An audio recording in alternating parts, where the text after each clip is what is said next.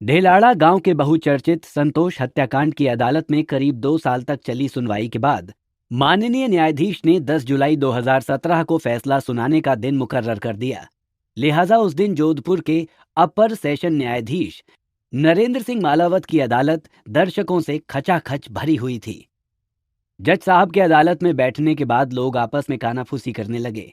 जज साहब ने अपने सामने रखे फैसले के नोट्स व्यवस्थित किए और फुसफुसाहटें थम गईं और अदालत में एक पैना सन्नाटा छा गया।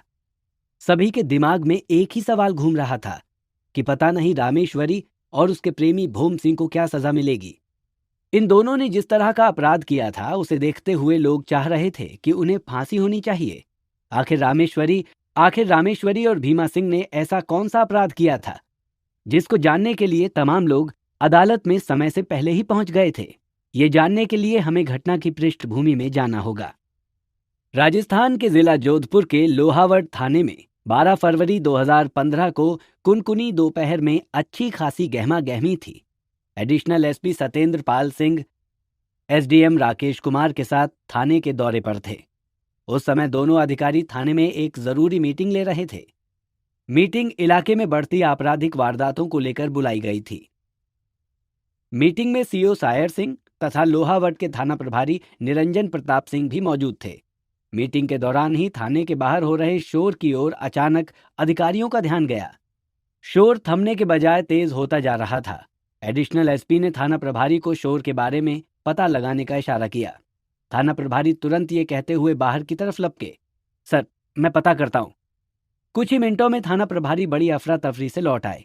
उन्होंने कहा, सर बाहर सुतारों की बस्ती के कुछ लोग हैं जो किसी के कत्ल की रिपोर्ट लिखाने आए हैं। जब उन्हें कुछ देर इंतजार करने को कहा तो वे बुरी तरह उखड़ गए। वे मीटिंग से पहले रिपोर्ट लिखाने की मांग कर रहे हैं। थाना प्रभारी की बात सुनने के बाद एडिशनल एसपी के चेहरे पर उत्सुकता जाग उठी। सहमति जताने के लिए उन्होंने एसडीएम राकेश कुमार की ओर देखा और फिर थाना प्रभारी से बोले, ठीक है, उनमें से 1-2 खास लोगों को बुला लाओ। थाना प्रभारी भीड़ में से एक आदमी को बुला लाए। एसपी ने उस अधेड़ शख्स को कुर्सी पर बैठाने का इशारा किया। उसके बैठने के बाद उन्होंने पूछा, बताओ क्या मामला है। उस आदमी ने अपना नाम कैलाश बताकर बोला कि वो ढेलाना गांव की सुतार बस्ती में रहता है। उसके घर के पास ही उसके चाचा संतोष का मकान है, जहां वो अपनी पत्नी रामेश्वरी और 3 बेटियों व एक बेटे के साथ रहते थे।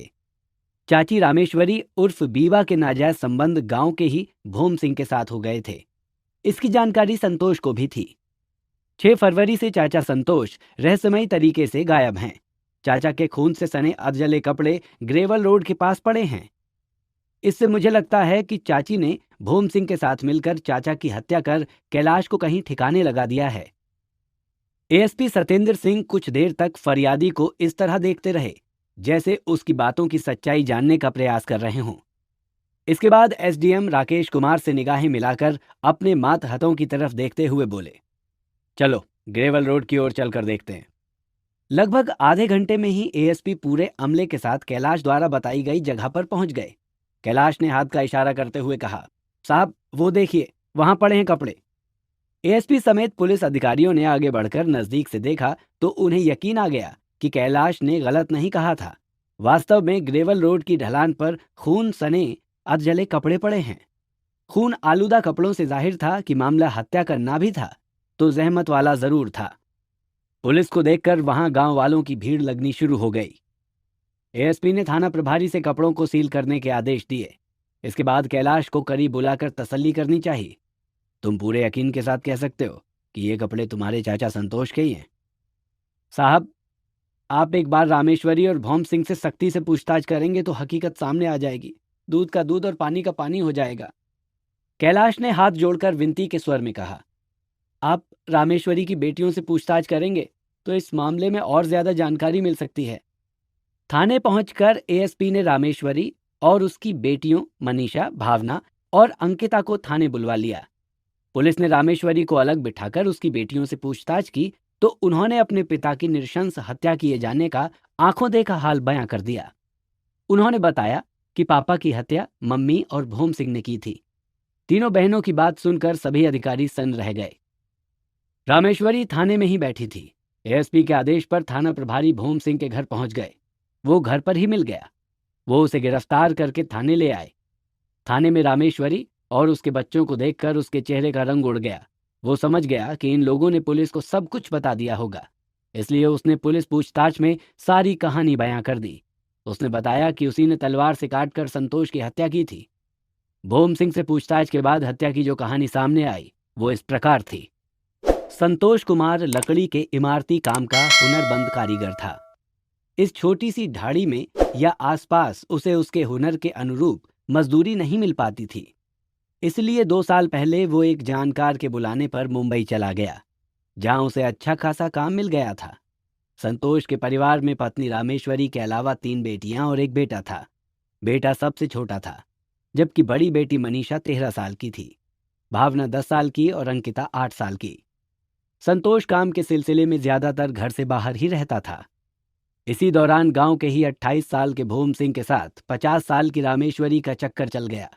उसका रामेश्वरी के यहाँ आना जाना बढ़ गया।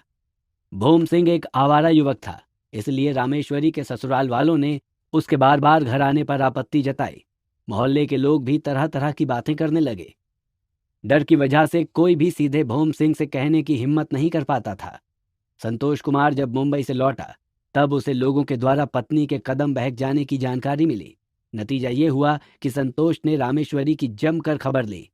इत्तेफाक से भोम सिंह एक दिन ऐसे वक्त में रामेश्वरी से मिलने उसके घर आ टपका, जब घर में संतोष मौजूद था। संतोष तो पहले ही उससे खार खाए बैठा था। उसने भोम सिंह को बुरी तरह आड़े हाथों लिया और उसे चेतावनी दे दी कि आइंदा वो इस घर की ओर रुख करेगा तो अच्छा नहीं होगा। अच्छी खासी लानत मलानत होने के बावजूद भी भोम सिंह ने उसके घर आना ना छोड़ा और ना ही रामेश्वरी ने उसे घर आने से मना किया। संतोष की मजबूरी थी कि वो ज्यादा दिन छुट्टी नहीं ले सकता था और मुंबई में रिहायशी दिक्कत के कारण परिवार को साथ नहीं ले जा सकता था। लिहाजा उसकी समझ में नहीं आ रहा था कि अब वो क्या करे। एक बार संतोष ने पत्नी और भोम सिंह को फिर रंगे हाथों पकड़ लिया, लेकिन भोम सिंह फुर्ती से वहां से भाग गया। जाते जाते वो कह गया कि वो इस बेइज्जती का बदला लेकर रहेगा। फरवरी 2015 में संतोष मुंबई से घर लौटा। उसके आने के बाद रामेश्वरी की इश्क की उड़ान में व्यवधान पैदा हो गया। रास्ते में रोड़ा बने पति से छुटकारा पाने के लिए उसने प्रेमी से बात की। फिर दोनों ने संतोष को ठिकाने लगाने की योजना बना ली। उन्होंने तय कर लिया कि इस बार वे संतोष को ठिकाने लगाकर ही रहेंगे। योजना के अनुसार 6 फरवरी 2015 की आधी रात को भोम सिंह छिपते छिपते संतोष के घर पहुंच गया। उस समय संतोष गहरी नींद में सो रहा था, जबकि रामेश्वरी प्रेमी के आने के इंतजार में जाग रही थी। उसी समय भोम सिंह ने सोते संतोष के ऊपर तलवार से वार कर दिया।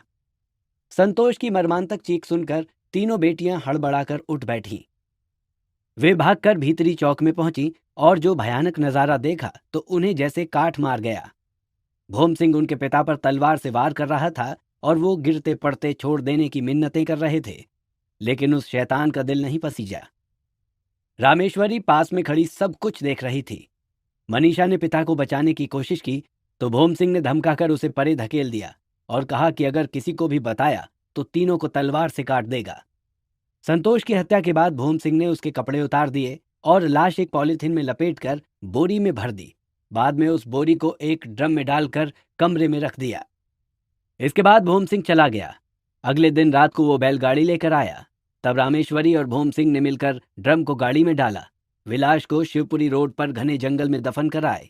रामेश्वरी ने घर लौटने के बाद रात को पति के खून सने कपड़े चूल्हे में डालकर जलाने की कोशिश की, लेकिन कपड़े खून से गीले होने के कारण पूरी तरह से जल नहीं पाए।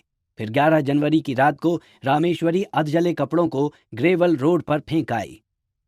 बाद में वो शोर मचाने लगी कि मेरे भरतार यानी पति के खून सने कपड़े ग्रेवल रोड पर पड़े हैं, लेकिन उनका कहीं पता नहीं चल रहा है। उसकी चीख पुकार सुनकर आस पड़ोसी भी आ गए। इसी दौरान संतोष का भतीजा कैलाश भी आ गया। उसने ग्रेवल रोड पर चाचा के खून सने अधजले कपड़े देखे तो उसे शक हो गया। इससे पहले कैलाश व अन्य पड़ोसियों को संतोष कई दिनों तक दिखाई नहीं दिया तो पड़ोसियों ने भी रामेश्वरी से पूछा, पर रामेश्वरी ने यह कहकर टाल दिया कि यहीं कहीं होंगे। पर उसके जवाब से कोई संतुष्ट नहीं था। बच्चों ने बताया कि डर की वजह से उन्होंने भी मुंह नहीं खोला। भोम सिंह और रामेश्वरी से पूछताछ के बाद पुलिस ने उनकी निशानदेही पर संतोष की लाश और तलवार बरामद कर ली। पुलिस ने सारे सबूत जुटाकर दोनों अभियुक्तों के खिलाफ भादमवी की धारा 450, 302, 201, 120 बी के तहत मुकदमा दर्ज कर उन्हें जेल भेज दिया। पुलिस ने फॉरेंसिक एक्सपर्ट की रिपोर्ट व अन्य साक्ष्यों के अलावा निर्धारित समय में आरोप पत्र तैयार कर कोर्ट में पेश कर दिया। करीब 2 सालों तक अदालत में केस की सुनवाई चली। तमाम साक्ष्य पेश करने के साथ गवाह भी पेश हुए। 10 जुलाई 2017 को न्यायाधीश नरेंद्र सिंह मालावत ने केस का फैसला सुनाने का दिन निश्चय किया। सजा सुनाने से पहले माननीय न्यायाधीश नरेंद्र सिंह ने कहा कि अभियोजन पक्ष प्रत्यक्षदर्शी साक्ष्यों, परिस्थिति जन्य साक्ष्यों एवं बरामदगियों से इस घटनाक्रम की कड़ी से कड़ी जोड़ने में सफल रहा है। इस प्रकार घटना से ताल्लुक रखती फॉरेंसिक रिपोर्ट में मकतूल की पत्नी अभियुक्ता रामेश्वरी के कपड़ों पर पाए गए खून के छींटे भी मकतूल संतोष कुमार के खून से मिलते पाए गए। ऐसी स्थिति में अभियुक्तों का बचाव संभव नहीं है। एक पल रुकते हुए विद्वान न्यायाधीश ने कहा, मौकाए वारदात पर मौजूद मकतूल की तीनों बेटियां अंकिता, भावना और मनीषा प्रत्यक्षदर्शी थीं। अंकिता और भावना ने अभियोजन पक्ष की कहानी की पूरी तस्दीक की है, इसलिए बचाव पक्ष की इस दलील पर घटना को झूठा नहीं माना जा सकता कि अभियोजन पक्ष ने मनीषा को पेश नहीं किया। लड़कियां मुलजिम भोम सिंह की इस धमकी से बुरी तरह डरी हुई थीं। उन्होंने पुलिस के आने के बाद ही मुंह खोला। विद्वान न्यायाधीश ने कहा, कोर्ट इस सच्चाई से वाकिफ है कि पोस्टमार्टम की रिपोर्ट में मकतूल की मौत की वजह सिर पर तथा शरीर के अन्य हिस्सों पर घातक चोटें आना बताया गया है। वारदात में इस्तेमाल की गई तलवार की बरामदगी भी मुलजिमों के कब्जे में होना उसके आपराधिक षड्यंत्र को पुख्ता करती है। हालांकि ये मामला विरल से विरलतम की श्रेणी में नहीं आता, किंतु ऐसे गंभीर अपराध की दोष सिद्धि में अपराधियों को कोई रियायत देना उचित नहीं है। इसलिए तमाम सबूतों और गवाहों के बयान के आधार पर अदालत मृतक की पत्नी रामेश्वरी और उसके प्रेमी भोम सिंह को दोषी मानते हुए आजीवन कारावास की सजा सुनाती है। सजा सुनाई जाने के बाद पुलिस ने दोनों मुजरिमों को अपनी कस्टडी में ले लिया। अदालत में मौजूद लोगों और मृतक की बेटियों ने इस सजा पर तसल्ली व्यक्त की। अगर आपको ये कहानी पसंद आई तो इस वीडियो को लाइक करके चैनल को सब्सक्राइब करें और अपने सुझाव हमें कमेंट करके दें। ये बिल्कुल फ्री है। हमें आपके सपोर्ट की जरूरत है।